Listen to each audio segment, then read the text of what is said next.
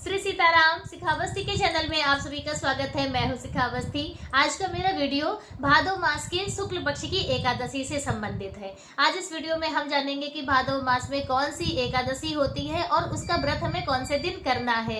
एकादशी वाले दिन किस प्रकार से पूजा अर्चना वंदना करनी चाहिए और अपनी विशेष कामनाओं की पूर्ति के लिए एकादशी तिथि पर कौन से विशेष कार्य करने चाहिए।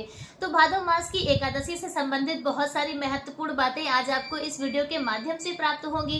वीडियो को पूरा देखिएगा। अच्छा लगे तो लाइक कमेंट शेयर कीजिए। चैनल पर यदि आप पहली बार आए हैं तो चैनल को सब्सक्राइब कीजिए।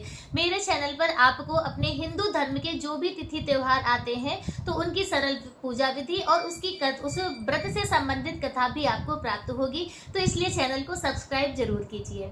तो भादव मास के शुक्ल पक्ष की एकादशी का नाम पद्मा एकादशी है, जिसे परिवर्तनी एकादशी और वामन एकादशी के नाम से भी जाना जाता है। मान्यता है कि इसी एकादशी के दिन भगवान विष्णु अपनी शयन मुद्रा को बदलते हैं, इसीलिए इस एकादशी को परिवर्तनी एकादशी कहा गया है।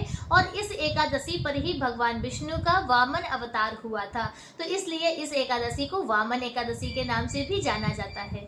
वर्ष 2025 में पद्मा एकादशी का व्रत 3 सितंबर 2025 दिन बुधवार को रखा जाएगा। एकादशी व्रत में देखिए 3 दिन का महत्व होता है। 3 दिन का यह व्रत कहा गया है, दशमी से लेके द्वादशी तक। तो दशमी तिथि पर जो भी व्रत करते हैं तो उन्हें चावल का त्याग करना होता है, मसूर की दाल, बैंगन, लहसुन, प्याज इत्यादि का त्याग करना होता है। सूर्यास्त के बाद आपको अन्न का भी त्याग करना है। पूर्ण ब्रह्मचर्य का पालन करते हुए भूमि शयन करते हैं। और फिर एकादशी वाले दिन आपको सुबह ब्रह्म मुहूर्त में स्नान करना चाहिए, नहीं तो सूर्योदय से पूर्व आपको स्नान जरूर कर लेना चाहिए। स्नान करने के बाद फिर आपको तुलसी माता की पूजा अर्चना करनी चाहिए। तुलसी माता की पूजा एकादशी वाले दिन आपको जल नहीं चढ़ाना है, बाकी आप दीप दान इत्यादि कर सकते हैं। उसके बाद फिर आप अपने मंदिर में बैठकर अपने व्रत का आप संकल्प ले लें। संकल्प लेने के बाद आप लक्ष्मी नारायण भगवान की विधिवत पूजा अर्चना वंदना कीजिए।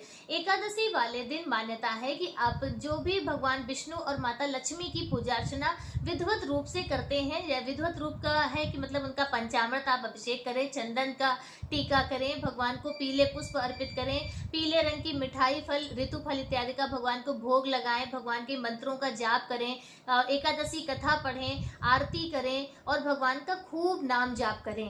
तो इस तरह से यदि आप एकादशी वाले दिन पूजा अर्चना वंदना करते हैं तो लक्ष्मी नारायण भगवान का विशेष आशीर्वाद आपको प्राप्त होता है। तो इस तरह से आपको एकादशी वाले दिन पूजा अर्चना करनी है। शाम के समय भी आपको सूर्यास्त के बाद आपको दीप भगवान की पंचोपचार विधि से पूजा अर्चना वंदना कर दें, आरती कर लें। और एकादशी तिथि पर अखंड ज्योति का बहुत विशेष महत्व होता है। कोई भी एकादशी हो आप यदि देखिए, उसमें क्या है कि जागरण का महत्व होता है और इसके अलावा एकादशी तिथि पर रात्रि पूजन का बहुत ज्यादा महत्व होता है। तो इसीलिए हमारे शास्त्रों में अब देखिए पूरी रात तो कोई नहीं जाग पाता है, प्रत्येक एकादशी पर कोई जागरण नहीं कर सकता है, क्योंकि आज का समय बहुत ज्यादा व्यस्त है, लोगों के पास इतना समय नहीं है और फिर पूरा दिन सभी लोग काम करते हैं, तो रात्रि में प्रत्येक एकादशी पे जागरण करना संभव नहीं होता है। तो इसीलिए हमारे शास्त्रों में यह उपाय या तरीका दिया गया है कि यदि आप जागरण नहीं कर सकते हैं तो आप उसके स्थान पे अखंड ज्योति जला दें। अखंड ज्योति आपकी यदि पूरी रात अच्छे से जलती है तो आपको जागरण का ही पुण्यफल प्राप्त होगा। तो इस तरह से भी आप एकादशी तिथि पर कर सकते हैं, यदि संभव हो तो आप कर सकते हैं, नहीं तो आप शाम की पूजा अर्चना वंदना कर लें। और फिर द्वादशी वाले दिन सुबह ब्रह्म मुहूर्त में स्नान इत्यादि करें, फिर एक ब्राह्मण दंपत्ति को भोजन कराने के बाद आप अपने व्रत का पारण करें। इस तरह से एकादशी का जो व्रत और पूजा होती है वह संपूर्ण होती है। तो इस तरह से आपको पद्मा एकादशी के दिन करना है।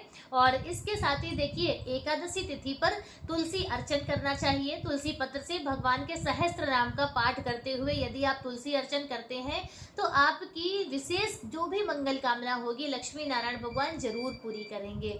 इसके साथ ही तुलसी माता में दीप दान करना चाहिए। पीपल वृक्ष की पूजा अर्चना वंदना करें, पीपल वृक्ष के नीचे आप दीप दान करें। और इसके अलावा आपके घर के आसपास जो भी लक्ष्मी नारायण का मंदिर है वहां जाकर आप पूजा अर्चना वंदना करें। तो यदि आप इन कार्यों को एकादशी तिथि पर करते हैं तो इससे लक्ष्मी नारायण भगवान बहुत ज्यादा प्रसन्न होते हैं, जिससे उनका आशीर्वाद आपको प्राप्त होता है और आपके सभी बिगड़े काम बनते हैं और आपके घर में सुख समृद्धि संपन्नता का वास होता है। तो चलिए अब हम यह जान लेते हैं कि एकादशी वाले दिन आपको इस वामन एकादशी या परिवर्तनी एकादशी के दिन आपको भगवान को भोग क्या लगाना है। तो देखिए हमारे जो एकादशी महात्म्य में वर्णन आता है कि वामन एकादशी या परिवर्तनी एकादशी पर आपको भगवान विष्णु के वामन स्वरूप की पूजा अर्चना वंदना करनी है और भगवान को आपको खीरे का या ककड़ी का भोग लगाना है। तो यदि आप भगवान को यह भोग लगाते हैं तो इससे भगवान और भी ज्यादा प्रसन्न होकर आपको आशीर्वाद देते हैं। पद्मा एकादशी व्रत से संबंधित आज का वीडियो मेरा बस इतना ही। वीडियो कैसा लगा कमेंट करके जरूर बताएं। मिलते हैं दूसरे वीडियो में किसी दूसरी जानकारी के साथ, तब तक के लिए श्री सीताराम।